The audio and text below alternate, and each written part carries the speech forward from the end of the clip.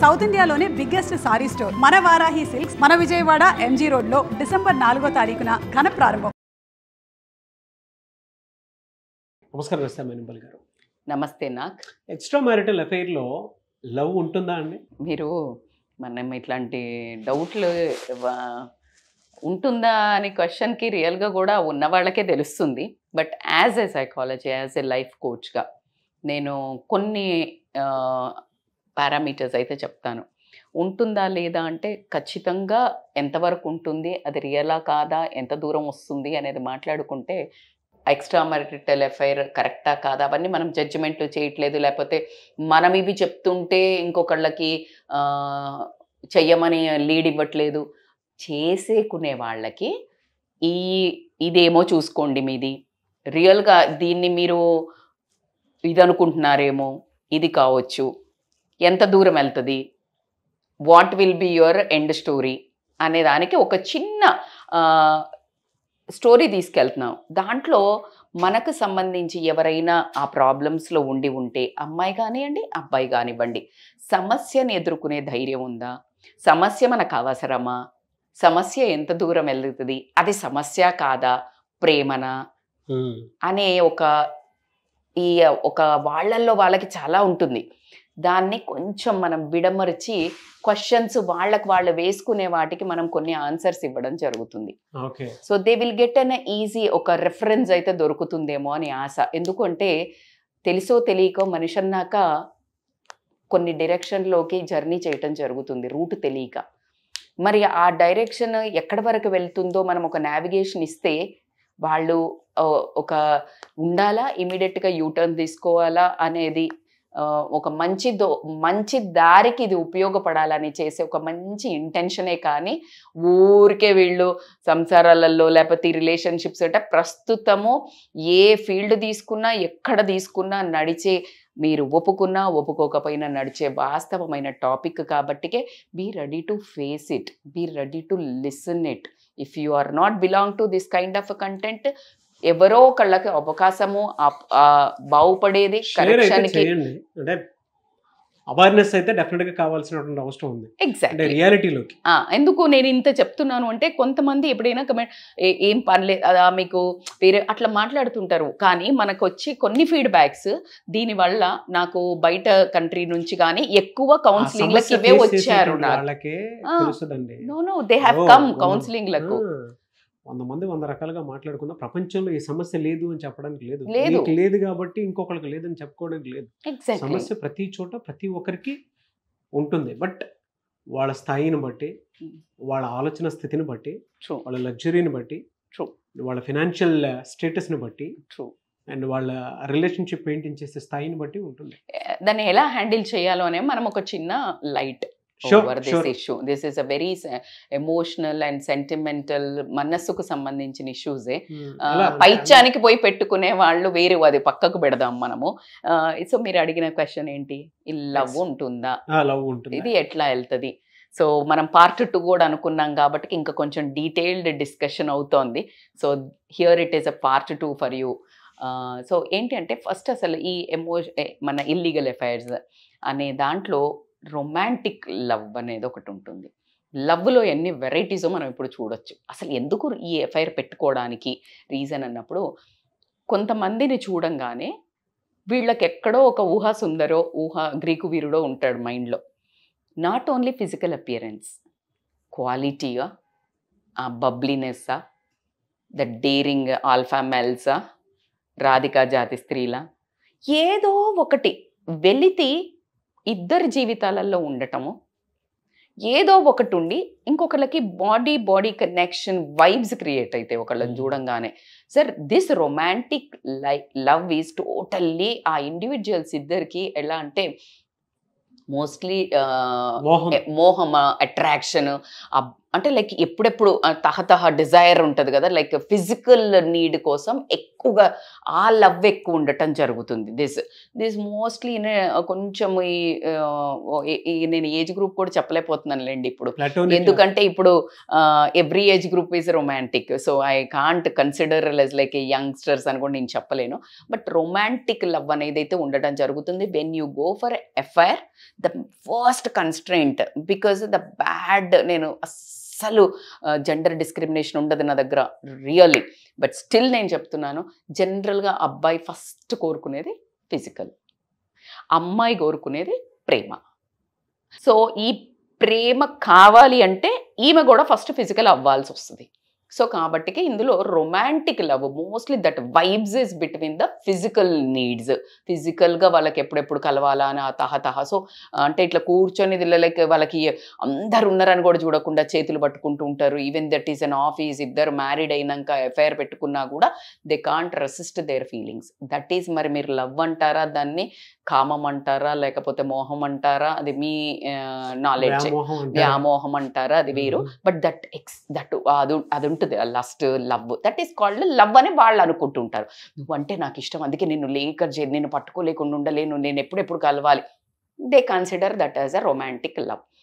రెండో వర్గం ఏంటంటే కంపానియన్ లవ్ అంటాం. కంపానియన్ లవ్ అని అంటే ఏంటంటే బేసికల్గా వీళ్ళకి ఒక అంటే ఇప్పుడు they want one company emotions share చేసుకోవడానికి కానివ్వండి, లేకపోతే వాళ్ళ ఒక ఫీలింగ్స్ ఏదైనా ఈ ఫిజికల్ ఫీలింగ్స్ ఏదైనా ఉంటే అది షేర్ చేసుకొని కానివ్వండి, లేకపోతే సపోర్ట్గా నిలబడతారు. అంటే నేను నీకు ఒక కంపెనీ అంటే మంచి కంపెనీగా ఒక వీళ్ళతో ఉంటే ఆహ్లాదకరంగా ఉంటుందిరా, అబ్బా ఇలా కూర్చొని కబుర్లు చెప్పుకోవచ్చు. ఫ్రెండ్షిప్ విత్ బెనిఫిట్స్, ఇది ఇప్పుడు ట్రెండింగ్ లాంగ్వేజ్, ఇది ఫ్రెండ్షిప్ విత్ బెనిఫిట్స్. సో దీన్ని ఏమంటారు అని అంటే companion love, because they both loves each other company in all means, physical, emotional, monetary.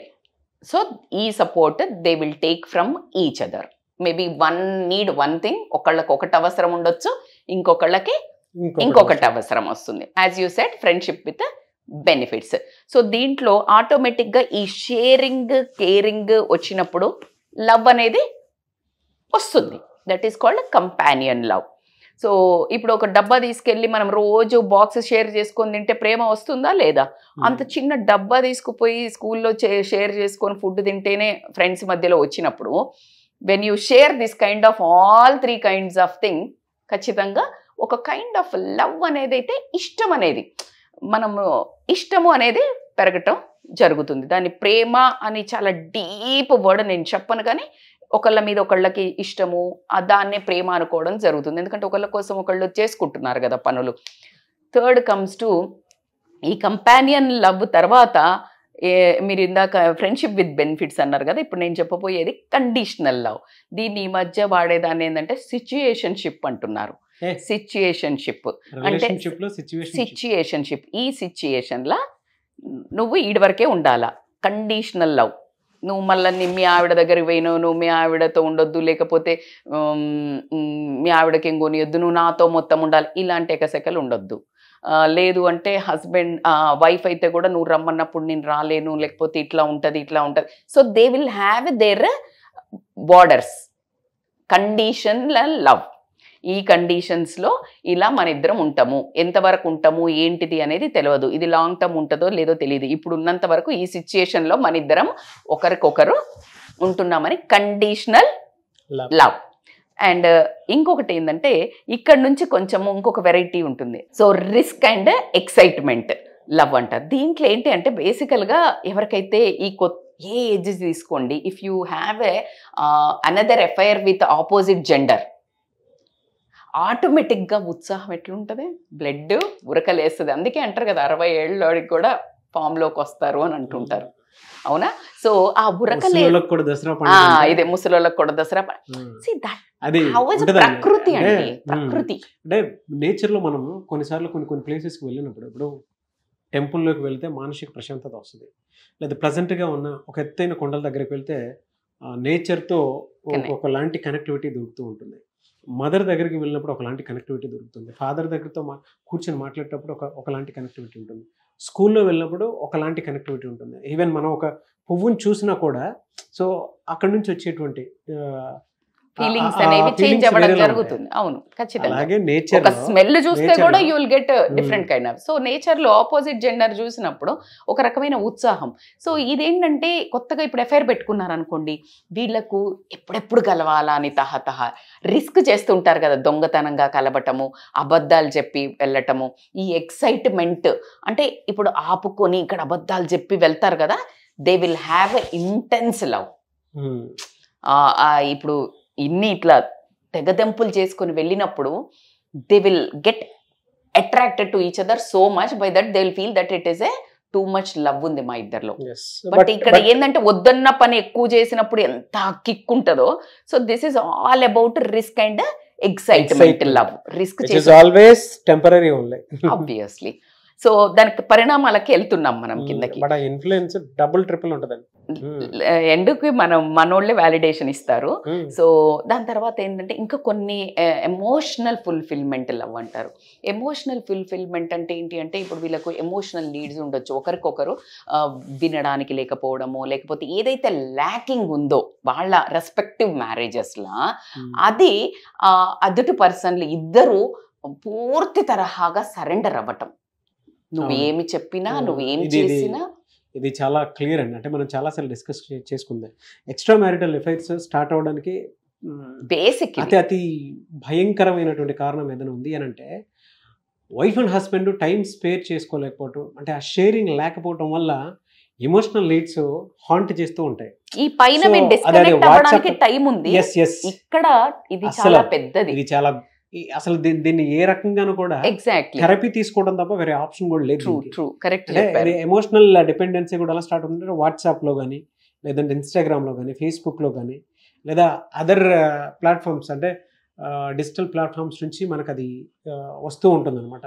దానికి వెరీ క్లియర్ అండి, వెరీ క్లియర్. ఎమోషనల్ అంటే ఇప్పుడు నేను కొంతమంది మనకు కమెంట్ చేస్తారు, నేను చాలా బాగా చూసుకుంటాను, నేను చాలా బాగుంటాను, బట్ స్టిల్ పెట్టుకున్నాడు, అవి ఆ పైనకు వస్తాయి. అర్థమవుతుందా?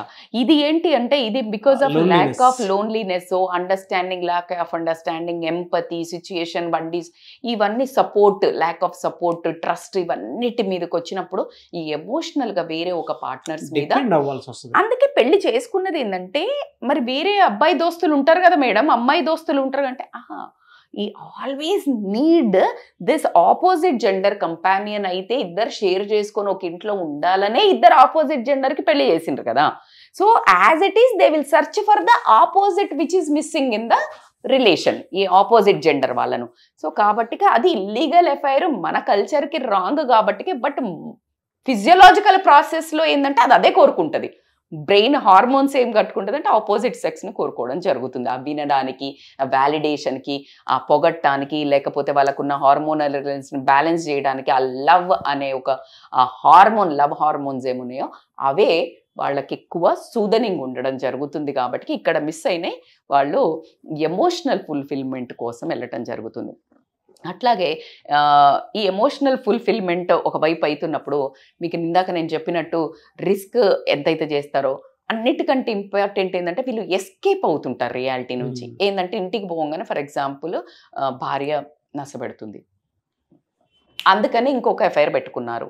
సో దిస్ రియాలిటీని వైఫ్ అనుకో, హస్బెండ్ తాగి వస్తాడు, అసలు పట్టించుకోడు, తనకి టైం ఇవ్వడు, తను అంటే like no other things are satisfied for her, even emotionally, even monetary, even physically.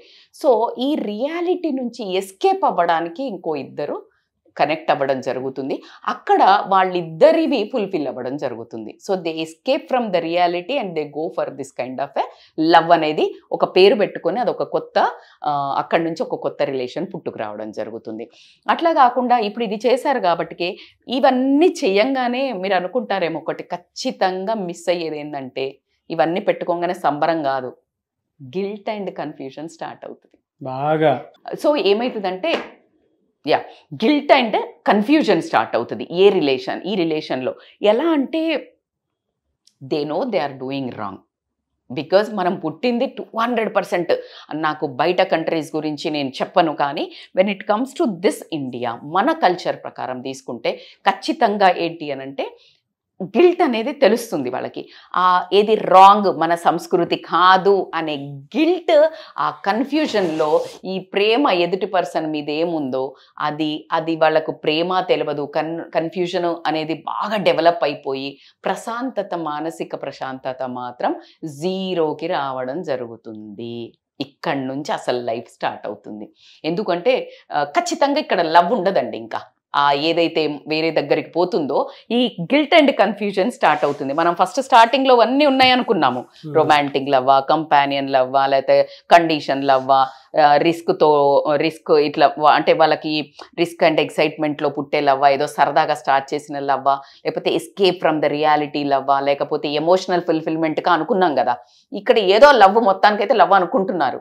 ఇక్కడికి రాగానే స్టార్ట్ అవుతుంది ఒక గిల్ట్, ఒక కన్ఫ్యూజన్. ఇది ఏంటి, ఇటు వెనక్కొస్తే భార్యతో ఎలా మెయింటైన్ చేయాలి, అక్కడికి పోతే ఆ ప్రేమించిన వాళ్ళతో ఎలా ఉండాలి, భర్తతో ఎలా ఉండాలి. సో ఈ విపరీతమైన గిల్ట్, కన్ఫ్యూజన్తో నరకం అనేది ఇక్కడ నుండి స్టార్ట్ అవుతుంది. ఆ నరకం ఏదైతే ఉంటుందో, వీళ్ళు ముందు ఏదైతే నరకము అనుకొని, కష్టం అనుకొని ఆ ట్రాప్లో పడ్డారో దానికంటే 100 times ఉంటుంది.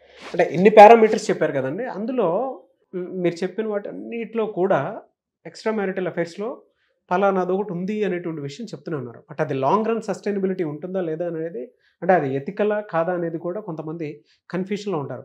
ఈవెన్ వీడియో చూసేటువంటి వాళ్ళకి కూడా. మరి దానికి సొల్యూషన్ ఏంటి, అంటే ఎలా తెలుసుకోవాలి? బేసికల్గా ఒకటి మీరు అన్నట్టు కన్ఫ్యూజన్ క్రియేట్ అయిందంటేనే మీరు ఒకసారి ఆలోచించుకోవాల్సిన విషయం, లాంగ్ టర్మ్ సస్టైనబిలిటీ ఉన్నదా లేదా అనేది, లేకపోతే అది అసలు వ్యాలిడేషనా కాదా, ఇది ఎథికలా మేడం కాదు అని అనేది అది ఒకరు చెప్పేది కాదు, ఎవరి ఎథిక్స్కి వాళ్ళకు వదిలేది. కానీ అది చాలా దూరం వెళ్ళింది. ఏ రీజన్స్ వల్ల అసలు మీరు వెళ్ళారు, ఏ రీజన్స్ వల్ల అది పెట్టుకున్నారు, అసలు నిజంగా దీన్ని తీసుకెళ్లాలా ముందుకి అనే కన్ఫ్యూజన్స్ అయితే ఖచ్చితంగా ఈ ఉన్న నడి సముద్రంలో ఉన్న వాళ్లకు మాత్రము నావలాగా ఉపయోగపడాలంటే ఫస్ట్ ఆఫ్ ఆల్ కమెంట్ చేయండి. ఆ కమెంట్ మీద మళ్ళీ మనం సొల్యూషన్ ఓరియంటెడ్గా ఇస్తాం. లేదు మా పర్సనల్ సిచ్యుయేషన్ చాలా పీకల్లోతుగా వచ్చేసింది, ఇది ఎటు తీసుకెళ్లాలో అర్థం కాని నావలో ఉన్నాను, నేను కన్ఫ్యూజన్లో ఉన్నాను అనుకునేవాళ్ళు they can contact us online or offline consultations. Already వస్తున్నారు అండ్ వీఆర్ అంటే personally they are like satisfied with the solutions. ఒక రేంజ్ తర్వాత టఫ్ డెసిషన్స్ తీసుకోవడం చాలా కష్టమవుతుంది నాకు.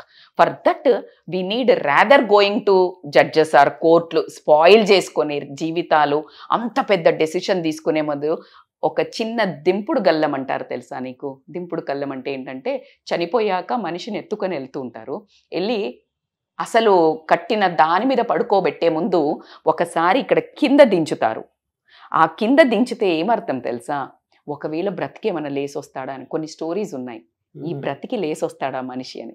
సో అలాగా మీరు డైరెక్ట్గా కొట్లాడేసుకొని జీవితాలు ఆగం చేసుకునే లోపు ఒక్కసారి దింపుడు గల్లంలాగా మన దగ్గర స్టాప్ అయినో it is a very emotional, very serious example చెప్పిన. అలాంటి వాళ్ళు if they stop one solution మన దగ్గర ఒకవేళ కౌన్సిలింగ్కి కనుక they can call on scrolling number, I think they will get a perfect solution. True అండి. అంటే మీరు చెప్పినటువంటి ఎగ్జాంపుల్ ఏదైతే ఉందో ప్రతి మనిషి ఆలోచనలో హాంట్ చేసి బతకాలా చావాలా అనేటువంటి దానికి తీసుకెళ్లేటువంటి పరిస్థితి. ఉండాలా వదిలేయాలా, ఇది రియలా కాదా, so but they need counselling, there is no doubt. సో మీరు కనుక ఆ ఆలోచనలో ఉండేటువంటి వాళ్ళు ఎవరైతే ఉంటారో, నిజంగా మేము నిజమైన ప్రేమలో ఉన్నామో, ఇంకో దాంట్లో ఉన్నాం అంటే కింద కామెంట్ బాక్స్లో పోస్ట్ చేస్తే దాని మీద మేము సొల్యూషన్ వీడియో చేయడం జరుగుతుంది. బట్ ఇలాంటి సందిగ్ధంలో ఉన్నప్పుడు మాత్రం మీరు డెఫినెట్గా రస్తా మైనంపల్లి గారితో ఒకసారి అప్రోచ్ అయ్యి అండ్ కౌన్సిలింగ్ కోసం అని చెప్పేసి కాల్ చేయాలి అనుకునేటువంటి వాళ్ళు స్క్రీన్ మీద కనిపిస్తున్న మరి కాల్ ఆర్ మెసేజ్ వాట్సాప్ చేసి ఎన్రోల్ చేసుకోవచ్చు. లేదు అని అంటే మిస్టర్ నాగ్ అఫీషియల్ 1 అనే ఇన్స్టాగ్రామ్ ఐడి ఉంది, దానికి మీరు పర్సనల్ మెసేజ్ పెట్టినా కూడా నేను రస్తా మైనంపల్లి గారి టీమ్కి ఫార్వర్డ్ చేస్తాను. ఆ విధంగా సరే మీరు అప్రోచ్ అవ్వచ్చు. అండ్ ఈ వీడియో లైక్ చేయండి, షేర్ మాత్రం తప్పకుండా చేయండి. ఇలాంటి మరిన్ని వీడియోస్ కోసం మా ఛానల్ ఫాలో అవ్వండి. థ్యాంక్ యూ సో మచ్ రస్తా మైనంపల్లి గారు. Thank you Nag.